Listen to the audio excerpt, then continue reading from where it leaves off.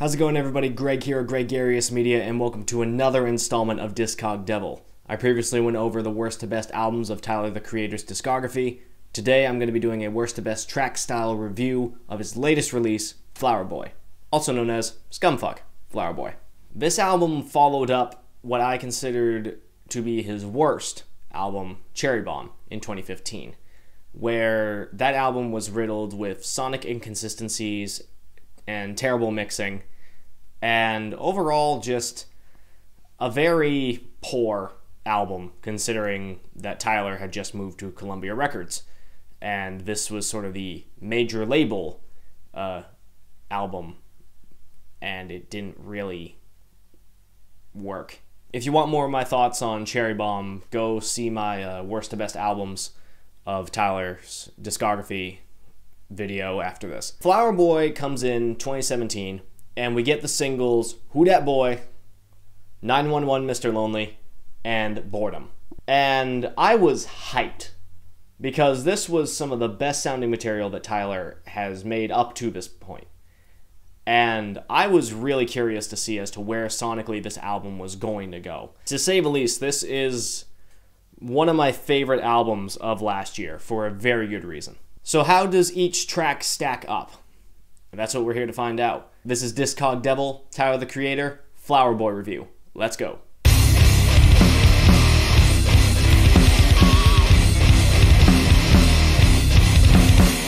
The worst track on this list isn't really much of a track per se. I'm referring to Sometimes, which is the third track, and sort of a segue into See You Again, which is the fourth track. This track featured Shane Powers doing his little radio skit, which he actually did on Cherry Bomb for a couple tracks as well. And to be perfectly honest, this track doesn't really add anything. I think Tyler's singing in the background is kind of nice, but overall, this doesn't really add overall to a narrative of the album at all, and I don't think this really adds much to it segueing into See You Again. I think it works, I guess, as sort of an interlude, but it doesn't add much overall to the album as a whole. So Sometimes kind of had to be at the bottom of this list because there really isn't much to it. So the next song of this list is actually the first full song I'm mentioning on this list, and it's called Glitter. This is the closer, or the first half of the closer to this album. I say first half because there is an extended instrumental, which I'll go over briefly in a minute. But Glitter as a whole, I think, is a good track on its own, but as a closer is very weak. This shows Tyler with his pitched vocals again, where it's a little bit on the higher register, and there's a moment where it's on a lower register as well. And I've never really cared for the tracks where Tyler does the vocal pitching to his voice. Essentially, the lyrics to this track is being in love with his crush, and that his crush makes him feel like glitter. So it's a very sweet song, and I think that might be the reason why I'm not as huge of a fan of it, is because, especially being right toward the end, all the production up until this point has been really nice, really smooth, and with a couple bangers here and there, but they've all been extremely pleasant. Glitter is nice, but it sounds really sweet, and almost a little too sweet to kind of close this thing out, in which I understand that the song is supposed to be sweet, but I think as a closer compared to all the other tracks, it sort of pales in comparison quality-wise.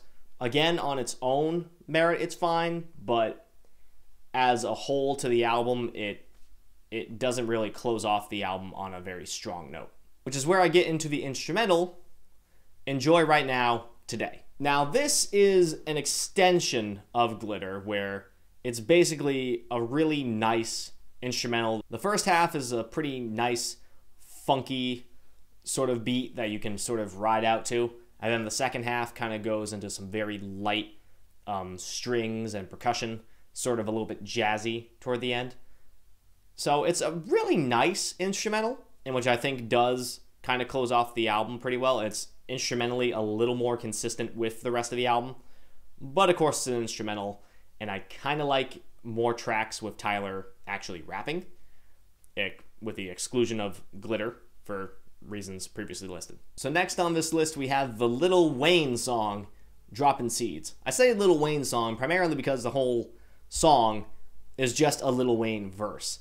It's a good Lil Wayne verse, and the beat's really nice. Wayne's flow is nice. Wayne's wordplay is really nice. It's really nice to see Lil Wayne kind of coming back lyrically when a lot of his early 2010 work sort of saw him on a very memeable decline. And for the past couple of years, he sort of slowly got back on track with some really nice verses. And he even did a really nice one for Smuckers on Cherry Bomb. So for him to do this verse on this album, I think was really nice. I wish Tyler contributed more of a verse than just a Weezy Baby the Boy. For all things considered, it's still a really good Wayne verse. It's a really nice instrumental. I just wish there was just a little more to it. But honestly, I'm not really complaining. Next up, we have what I would consider sort of the weirdest composition, Garden Shed. Garden Shed is about sort of his sexual identity, which Tyler never really fully comes out and says that he's gay, although with, of course, all the media sort of overhyping the fact that, oh, he might be gay, but he said faggot so many times. His Twitter and Instagram sort of hints. And really, I don't care what the hell his sexuality is. I mean, he can do what the fuck he wants. I don't give a shit. The Garden Shed sort of is like a play on words of like in the closet, instead he's in the garden shed. And, you know, Flower Boy, so. But overall, his flow on here is really nice. Considering how odd the beat is, Tyler sounds completely natural on this thing. And his wordplay on here is also really nice. Throughout this video, I'm going to throw up some bars on the screen here to sort of showcase. He's got some good lines here. He's got some good lines. The next song on this list is See You Again. This actually opens up with Tyler singing, and it's a song about a relationship, but in Tyler's dreams, where he doesn't want to wake up because he's in this perfect relationship with his ideal woman, but only when he's asleep. The composition is really nice and really melodic. And, who was on here? Callie Ulchis? I'm probably pronouncing her name wrong, and I apologize for doing so. But she was featured on Cherry Bomb, I believe, a couple of songs. I think she was on Fucking Young and Perfect, if I recall correctly. And her feature on here is just really nice, and it plays kind of nice to the narrative that Tyler's going for on here. And like I said, his singing has vastly improved. So the next song on this list is Potholes. Watch out for the pothole, watch out for the pothole, watch out for the pothole! The beat is really chill. It's really nice to ride out to. Tyler has some really nice verses. And Jaden Smith sounds okay as a hook. I am very thankful he doesn't have a verse, because I probably would have hated the song immediately if Jaden Smith started rapping again. But on the hook, he sounds okay. And it kind of adds like a nice quality to it. I don't know how to explain it. But, I don't know, Jaden's voice on here, because he has... when he does the more mellow rapping, he sounds a little more natural when he's not trying to be like an over-bombastic Kanye wannabe. Skrrr! The song is about obstacles, basically. Potholes being the obstacles. And Tyler sort of going through his life, finding these obstacles and avoiding them, as per the mentioned, had to switch the gears on them. Skrrr! Overall, the song is just really nice, and it's one that I can't honestly help but sort of chant along to if I'm just on a long drive. Next song on this list is Forward, the intro track. And this thing was a fantastic opener. I mean, holy shit. It has just this really chill beat. And the percussion throughout here is just really, like, earwormy. And maybe that might be a little bit of a bias on my own end, because I am a drummer.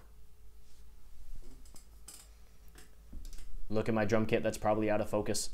The song lyrically is about motivation, or sort of the lack of motivation that Tyler sort of has been going through. Because one little fun fact about the song is that he had the krautrock band Can performing this instrumental. Admittedly, I didn't research as to how the hell he achieved that, but props to you, man. Music nerd me is happy. The next song of this list is one of the big bangers, I Ain't Got Time! Now, this song is lyrically the opposite of Forward, where Tyler clearly is on his trajectory for success and is basically not dealing with the bullshit of either his own self-doubt or the people doubting him. It's kind of like Potholes, but with a lot bigger of a banger beat and kind of more straightforward with the lyrics and not so much in terms of metaphors. I mean, for God's sake, he has this verse on it. He has this verse. The delivery on here is just insane. And I guess he wanted Kanye to do the hook on this song originally, and Kanye didn't like it. I'm kind of glad Kanye didn't, because Tyler's voice on here is a little bit deeper and raspier than Kanye's. I think it'd be interesting to see what Kanye would have done on this song, but I'm kind of thankful that he wasn't on here. And that's no diss to Kanye, because I love Kanye, but Tyler clearly holds his own here. Next up, we got one of the singles released from this album, 911/Mr. Lonely. Now, this song is really interesting, and I think was definitely the lyrical highlight that people were going, oh, this is a Tyler we were not expecting. The first half of the song is pretty upbeat, and it sort of puts Tyler in this position of him reaching out to people, saying, you know, call me sometime, I'll hear you out, I'll hear out your problems, I'm the guy.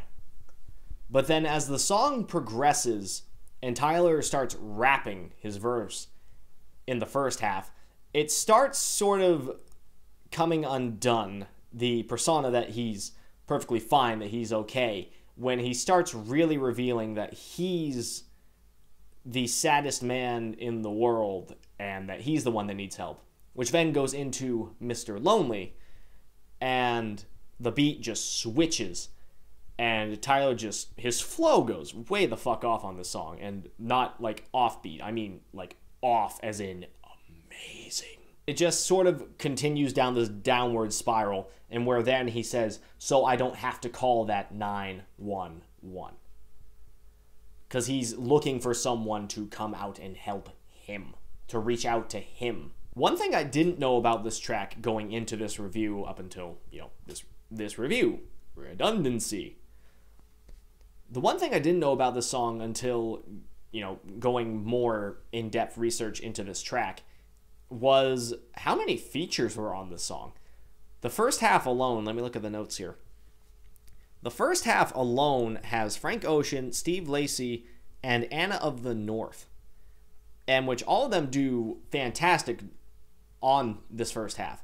And then the second half has A$AP Rocky and Schoolboy Q doing the I can't even lie, I've been lonely as fuck.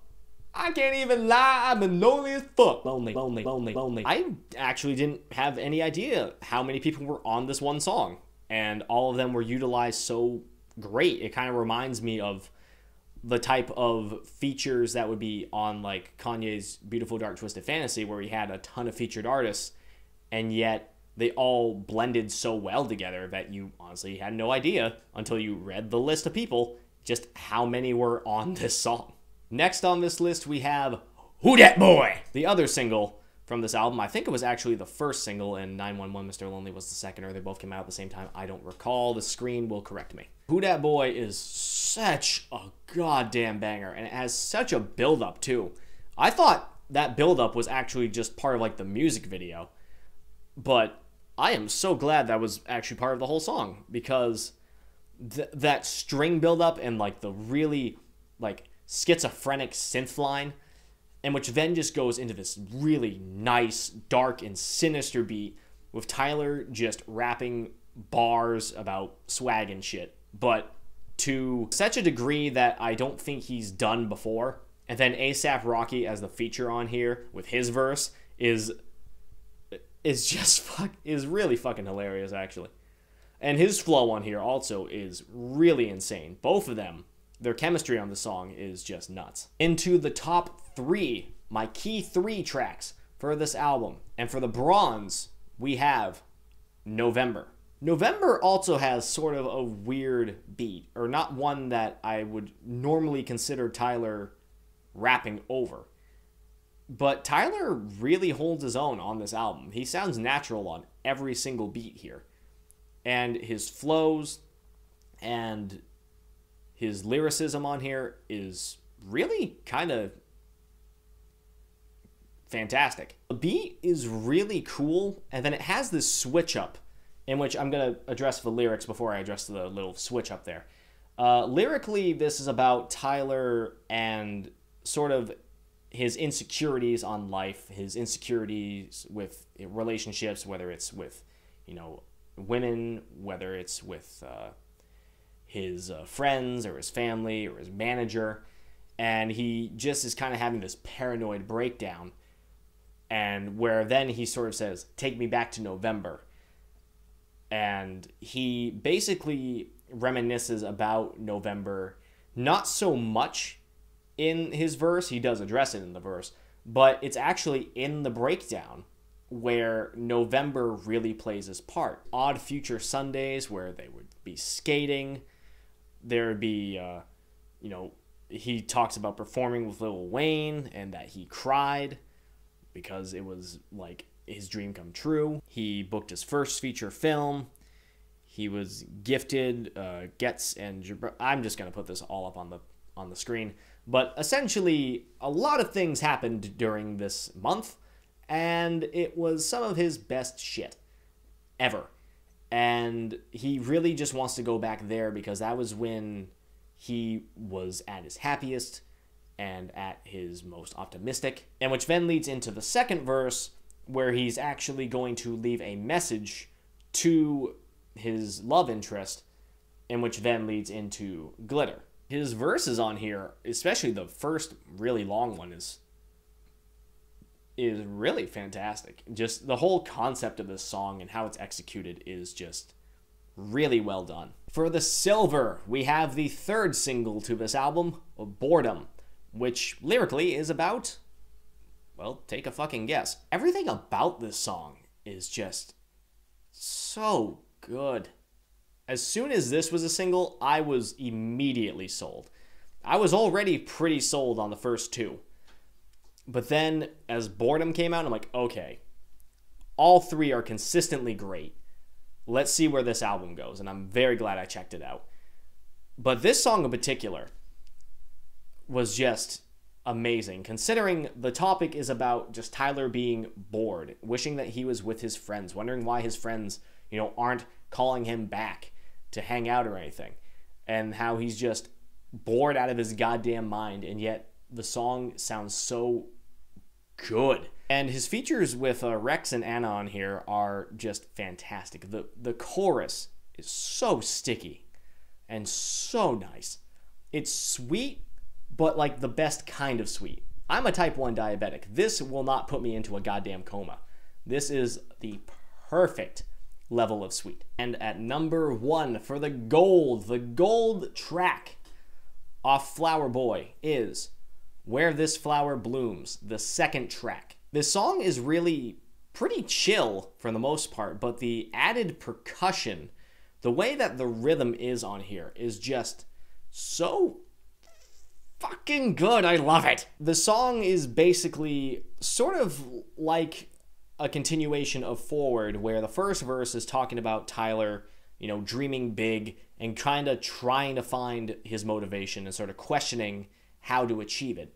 And then the second and third verse is basically him achieving this, and then how he's trying to sort of project this success to inspire others. This whole song is basically about growth and sort of maturing. I can't get over just how good the hook and then bridge transitions are with Frank Ocean singing on here, and it seems pretty low-key for Frank Ocean, but it works so well over this beat. And then Tyler just doing the run it bridge, which is, so good. I rock, I roll, I bloom, I grow, I glow. The progression of the instrumental just makes it even better.